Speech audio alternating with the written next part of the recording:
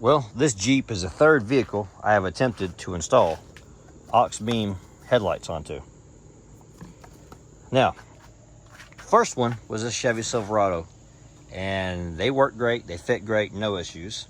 The second would be that F150 sitting right there. I put Auxbeam bulbs in it, and they didn't fit good. They're a little loose, and honestly, the light pattern ain't very good. But if you look closely, you'll notice that F150 has aftermarket headlights. So I always blame the headlight housings for my problem. But here on the Jeep JL, I'm running into the same issue. These bulbs do not want to fit. Once you get them in there, as you can see here, the bulb should be facing like this so that the reflector fits up and down. By the time you get in and turn it tight, it's like this. If you back it up straight like that, the bulb falls out. So when it sits, sorry about that, when it sits parallel with the reflector housing here, the bulb just falls straight out of it. So I was going to do some modifications after I played around with lighting and also see if it just didn't matter. But then, next problem we're running into, you cannot plug in this connector into the factory harness. It just won't fit. I've tried to force it really, really hard. Get it start, as you can see, compared to the factory bulb pops right in, like nothing to it. So I'm not going to be using these bulbs in the Jeep.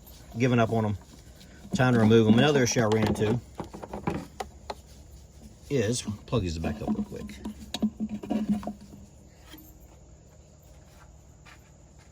All right.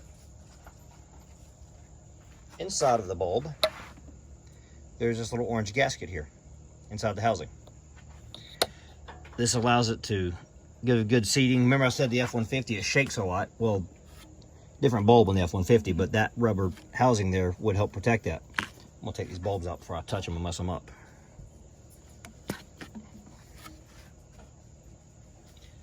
In order to install this one, I had to pull this O-ring out, because the O-ring goes like this. I pulled that O-ring out because there's a factory O-ring right here. In order to install this bulb, you got to compress that O-ring. I couldn't compress both O-rings together, so I took it out. As you can see, in my first attempt to install it, it just destroyed the housing on this bulb trying to install it. I forced it, even put these gloves on so I can get a better grip. It won't go in. So we're not going to be using these, unfortunately. My third pair with the Auxbeams, and like I say, they work great in the Chevy Silverado. Those are 9005s and 9006 bulbs, and that one, I mean, they work great in those housings. Light pattern's really good. Saved me from having to buy aftermarket headlights. The F-150, again, those are aftermarket housings, so I can't blame that on the bulb. But in these bulbs just ain't gonna fit. Just no way to do it, so unfortunately we're not gonna use them. I'm gonna go back to the stock halogens. And hopefully I haven't touched the lenses and messed these up. So if I have to buy new bulbs. So anyways, one more update here on the Auxbeam F16s. One reason why I went with these, even though I heard some bad reviews on them, there is actually an adjustability built into them. So what you're supposed to do, once you install these, see how there's a slotted area right there. Well, you can turn the fan housing and you see how that slot moves.